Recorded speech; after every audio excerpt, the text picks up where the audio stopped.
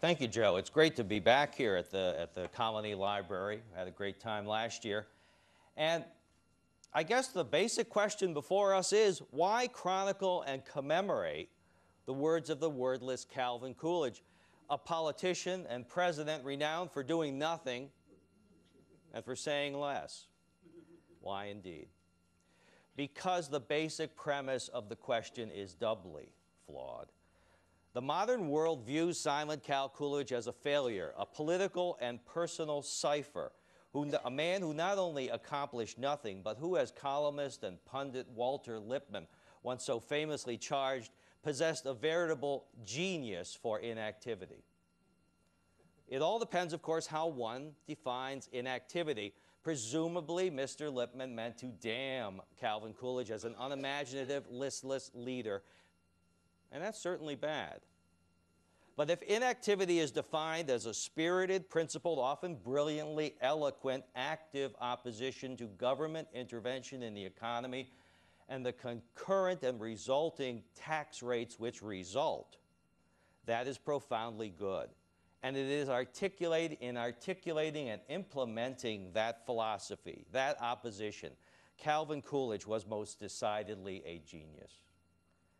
He did not, of course, view himself as a genius or as a great man. It is, he observed, a great advantage to a president and a major source of safety to the country for him to know he is not a great man. But Calvin Coolidge did possess a remarkably coherent philosophy of government and of life itself. In fact, historian Paul Johnson has praised this supposed cipher as, quote, the most internally consistent and single-minded of modern American presidents. Calvin Coolidge may indeed have been the last Jeffersonian, a man who as president believed strongly enough in the limits of governmental power, and particularly of federal power, to resist the temptation to extend it, even when he himself would be the man implementing that power. Coolidge believed that the property of a nation belonged to the citizens of that nation and not to its government. He believed in strict obedience to the law, in service to others, in idealism rather than materialism. Quaint ideas nowadays, or maybe not so quaint.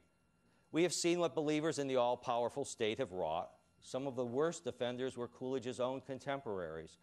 While this supposedly simple Vermonter was carefully circumscribing his own powers, others around the world were not so reticent about government power. Even in his own day, many dismissed Coolidge's notions of limited government as hopelessly outdated and antiquated. He didn't care. He meant what he said, and he said what he thought, and remains among the most pithily eloquent advocates for properly restrained government and taxation, and concurrently for individual economic responsibility and liberty. He advocated a rigorously circumscribed federal government that empowered the American people to be free to be whatever they wanted to be. A simple philosophy. A philosophy so simple it took mankind until the late 18th century to figure it out. And it took the leadership of a Washington, an Adams, a Jefferson, a Madison, a Hamilton, a Franklin, and a pretty good supporting cast behind them to make it work. So simple that we seem to have forgotten it all. But as we glance back on what Mr. Coolidge articulated on such matters, we realize that not only could he clearly see what the founders had devised, he could discern the broader human condition. And he could see far ahead into the future, into a world where old verities, his verities, would quickly be discarded and disdained. Let's take one example, and a not particularly well-known one at that. In January 1914, on assuming control, or the office of the presidency of the Massachusetts State Senate, he told his fellow legislators, "The normal must care for themselves." The normal must care for themselves. What's he saying? He's saying that if you're a reasonable human, you should be able to clothe and feed and shelter yourself. You should be able to make decisions about your own property, about your future, about your children, about your own money, about choices, and about options. Adults can take care of themselves. But note the subtext in that sentence. What about those who are not quote-unquote normal. They need help. They cannot adequately fend for themselves and others. Here is the concept of service, once again, must assist them, preferably privately, or if that is not possible, only then through the auspices of the proper level of government. All that in 6 words. And he meant what he said. As Massachusetts Lieutenant Governor, he remarked regarding the state's mental institutions, "Our party will have no part in a scheme of economy which adds to the misery of the wards of the Commonwealth, the sick, the insane, and the unfortunate, those who are too weak even to protest. Because I know these conditions, I know a Republican administration would face an increasing state tax rather than not see them remedied." But Calvin Coolidge did not raise taxes, and he did not abandon or neglect the wards of the state. Just the opposite occurred. He lowered taxes again and again while providing needed services.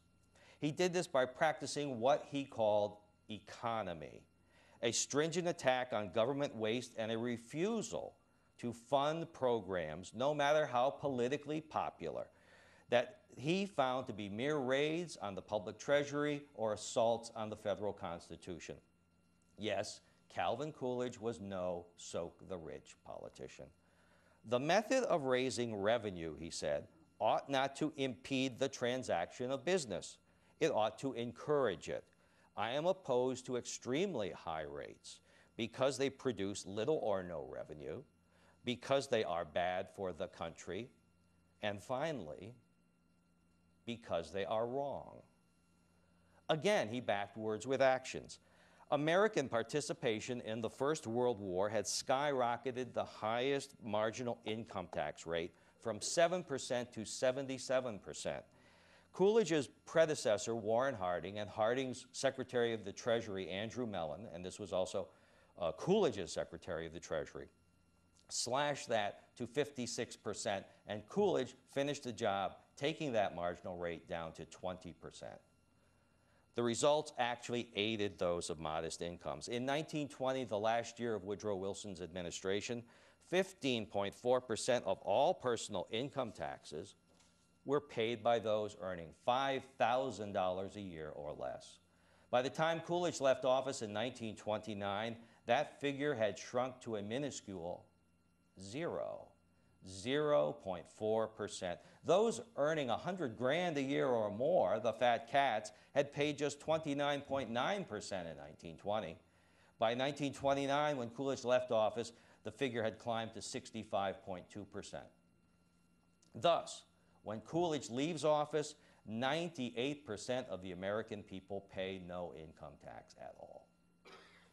Quote, "It is only a tiny exaggeration," noted historian Thomas B. Silver, "to say that the Coolidge and Mellon completely removed the burden of federal income taxation from the backs of poor and working people."